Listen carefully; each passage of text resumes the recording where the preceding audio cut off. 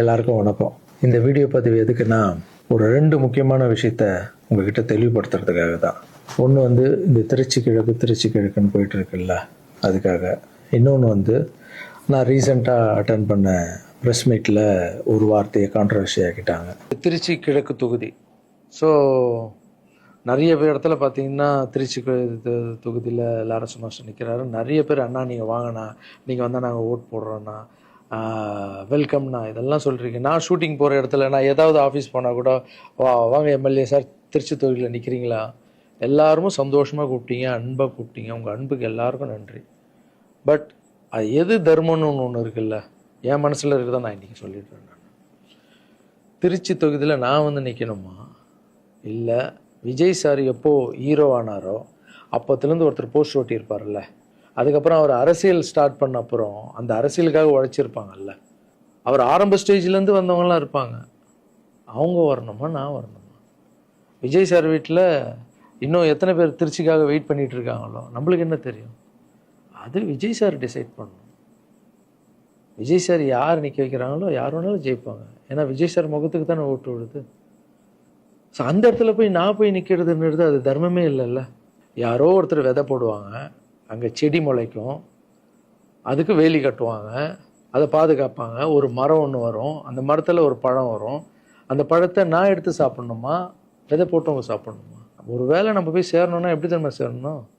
First உறுப்பினராக போய் சேரணும். உறுப்பினராக சேர்ந்து அந்த கட்சிக்காக 3 வருஷம் உழைக்கணும், 4 வருஷம் உழைக்கணும். கட்சியுடைய எல்லா நலத்திட்டங்களையும் எத்தனை போய் வெளியே சொல்லணும். கடமையை செய், பலனை எதிர்பார்க்காதன்றது தான் என்னுடைய கோட்டை.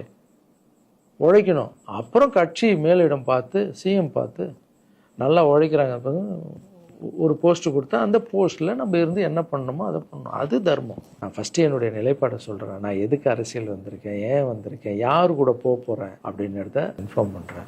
ஒரே ஒரு விஷயம் அவர்கிட்ட ஹெல்ப் கேட்க போகிறேன், எனக்காக இல்லை. எப்படி நம்ம ஹெல்ப் கேட்க போகிறேன்? கலைஞர் ஐயா இருந்தார், அவர் இருக்கும்போது நான் ஒரு சில குழந்தைங்கிட்ட ஆப்ரேஷனுக்கெல்லாம் ஹெல்ப் கேட்டேன், அவரும் பண்ணார். அதுக்கப்புறம் உதயநிதி ஸ்டாலின் சார், அவர்கிட்ட இப்போ தான் லேட்டஸ்ட்டாக ஒரு 2 மாதத்துக்கு முன்னாடி என்னுடைய மாற்றுத்திறனாளி பசங்க மல்லர் கம்பம் கற்றுக்கிட்டாங்க. மல்லர் கம்பம்னா ஒரு கட்டையை வச்சுட்டு அதுக்குள்ளே டான்ஸ் ஆடுறது, கஷ்டப்பட்டு கற்றுக்கிட்டாங்க. அவங்களுக்கு ஷோஸ் எல்லாம் வேணும்னு அவர் நம்பர் என்கிட்ட இல்லை, கேட்டு வாங்கி ஒரு வீடியோ அனுப்பிவிட்டேன், அவ்வளோதான். அவர் என்ன பண்ணார்னா ஸ்டாலின் சார் சிஎம் சாருக்கு இதை அனுப்பி கேட்டு ஒரு வாரத்தில் சிஎம் சார் முன்னாடி ஆட வச்சுட்டாங்க. ஸோ அவங்கெல்லாம் அப்படி பண்ணியிருக்காங்க.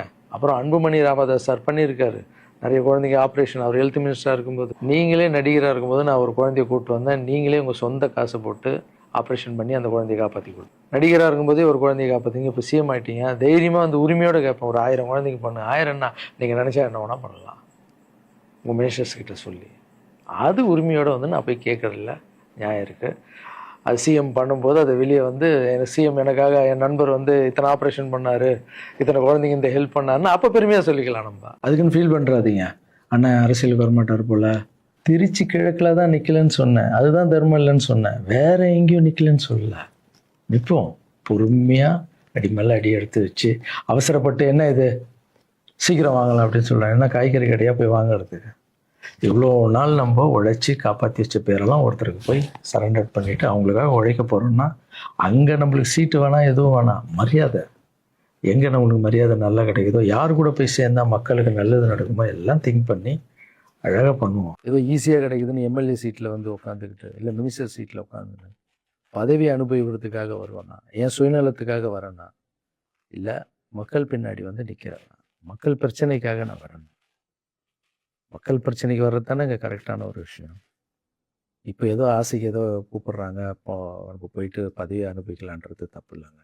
அதுதான் என்கிட்ட ஆல்ரெடி இருக்கேன், நான் சந்தோஷமாக தானே இருக்கேன், என்கிட்ட எல்லாமே இருக்கேன். மக்கள் பிரச்சனைக்காக நம்ம எங்கே போகணும், யார் கூட போகணும், எப்படியாப்பட்ட அரசியலை கையில் எடுத்தால் மக்களுக்கு நல்லது நடக்கும்ன்றத நல்லா திங்க் பண்ணி பொறுமையாக நானே உங்களுக்கு இன்ஃபார்ம் பண்ணுறேன். 2 படம் போயிட்டு எவ்வளோ சீக்கிரம் சொல்ல முடியும்னு நான் உங்களுக்கு சொல்கிறேன்.